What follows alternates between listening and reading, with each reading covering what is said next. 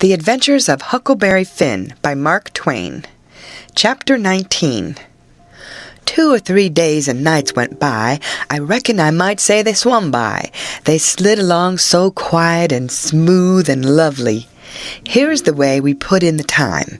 It was a monstrous big river down there, sometimes 1.5 miles wide. We run nights and laid up and hid daytimes.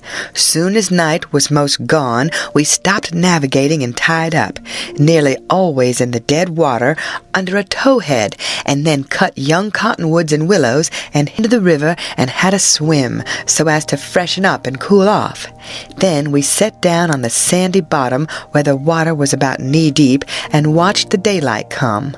Not a sound anywheres, perfectly still, just like the whole world was asleep, only sometimes the bullfrogs a-cluttering maybe. The thing to see, looking away over the water, was a kind of dull line. That was the woods on the other side. You couldn't make nothing else out, then a pale place in the sky, then more paleness spreading around, then the river softened up away off and weren't black any more, but gray. You could see little dark spots drifting along ever so far away, trading scows and such things, and long black streaks, rafts. Sometimes you could hear a sweep squeaking or jumbled up voices, it was so still, and sounds come so far, and by you could see a streak on the water, which you know by the look of the streak that there's a snag there in a swift current which breaks on it and makes that streak look that way. And you see the mist curl up off of the water, and the east reddens up, and the river, and you make out a log cabin in the edge of the woods, away on the bank on the other side of the river, being a wood yard likely, and piled by them cheats so you can throw a dog through it anywheres. Then the nice breeze springs up and comes fanning you from over there, so cool and fresh and sweet to smell on account of the woods and the flowers, but sometimes not that way, because they've left dead fish laying around, gars and such, and they do get pretty rank. And next you've got the full day and everything smiling in the sun, and the songbirds just going it. A little smoke couldn't be noticed now, so we would take some fish off of the lines and cook up a hot breakfast, and afterwards we would watch the lonesomeness of the river, and kind of lazy along, and by lazy off to sleep, wake up by and look to see what done it, and maybe see a steamboat coughing along upstream, so far off towards the other side you couldn't tell nothing about her, only whether she was a stern wheel or a side wheel. Then for about an hour there wouldn't be nothing to hear, nor nothing to see, just solid lonesomeness. Next, you'd see a raft sliding by, away off yonder, and maybe a galoot on it chopping, because they're most always doing it on a raft. You'd see the axe flash and come down. You don't hear nothing. You see that axe go up again, and by the time it's above the man's head, then you hear the ka-chunk. It had took all that time to come over the water. So we would put in the day lazying around, listening to the stillness. Once there was a thick fog, and the rafts and things that went by was beating tin pans so the steamboats wouldn't run over them. A scow or a raft went by so close we could hear them talking and cussing and laughing, heard them plain, but we couldn't see no sign of them. It made you feel crawly. It was like spirits carrying on that way in the air. Jim said he believed it was spirits, but I says, no, spirits wouldn't say, "Durn the durn fog." Soon as it was night out, we shoved. When we got her out to about the middle, we let her alone, and let her float wherever the current wanted her to. Then we lit the pipes, and dangled our legs in the water, and talked about all kinds of things. We was always naked, day and night, whenever the mosquitoes would let us. The new clothes Buck's folks made for me was too good to be comfortable, and besides, I didn't go much on clothes nohow. Sometimes we'd have that whole river all to ourselves for the longest time. Yonder was the banks and the islands across the water, and maybe a spark, which was a candle in a cabin window, and sometimes on the water you could see a spark or two, on a raft or a scow, you know.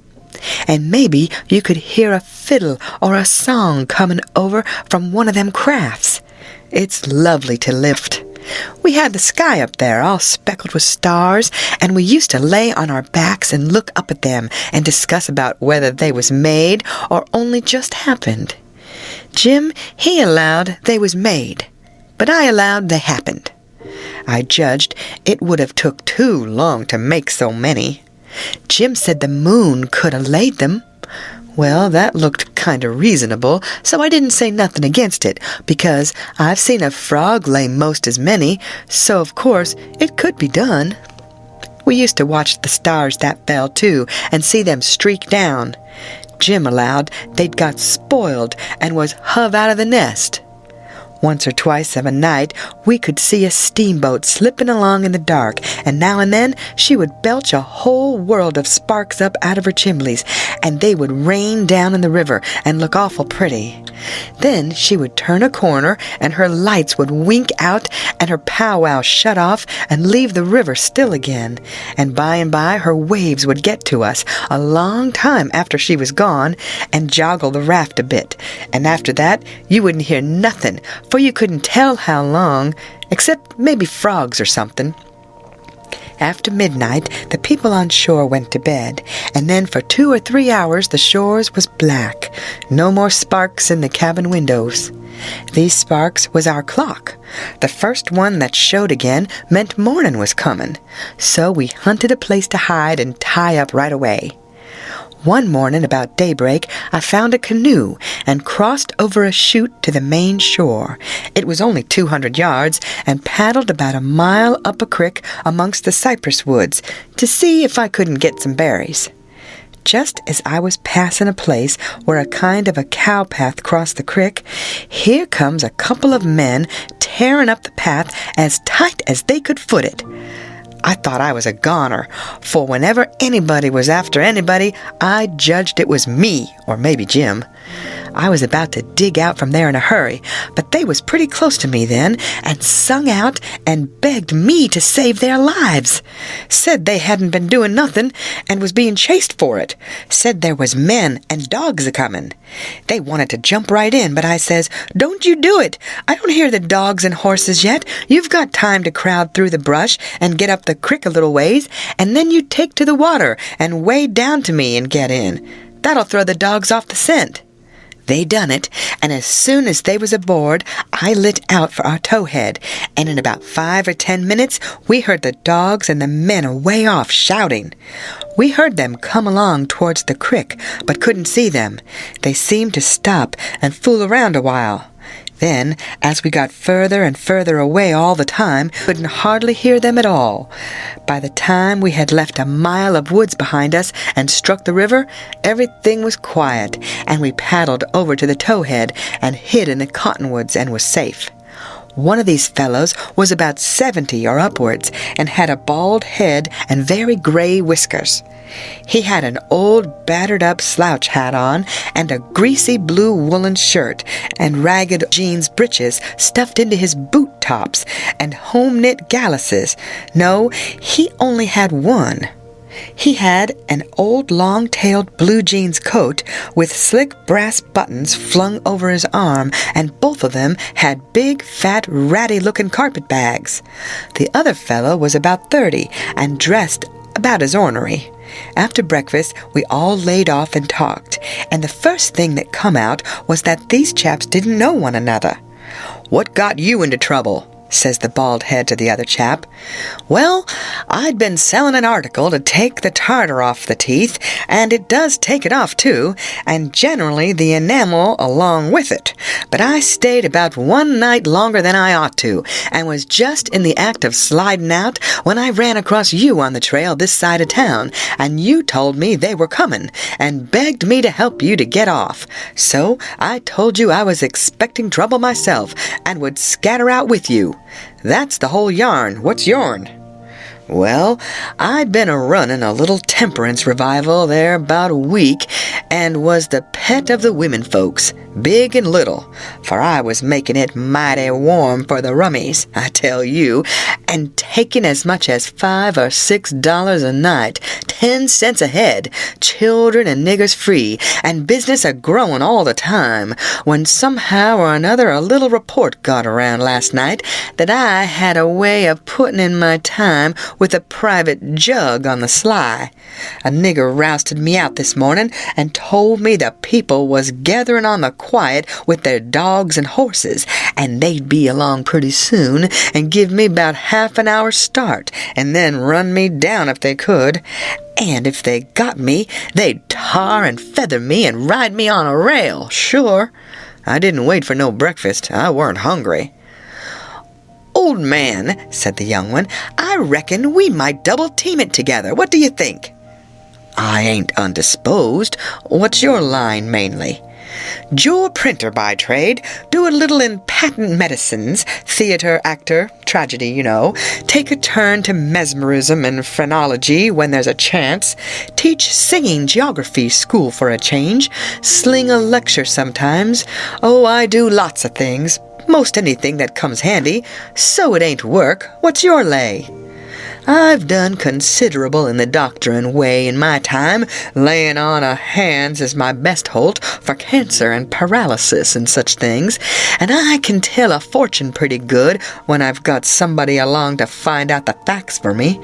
Preachin's my line, too, and workin' camp meetin's and missionaryin' around." Nobody never said anything for a while. Then the young man hove a sigh and says, "Alas!" "What are you a-lassin' about?" says the bald head. "To think I should have lived to be leading such a life and be degraded down into such company." And he begun to wipe the corner of his eye with a rag. "Durn your skin, ain't the company good enough for you?" says the bald head, pretty pert and uppish.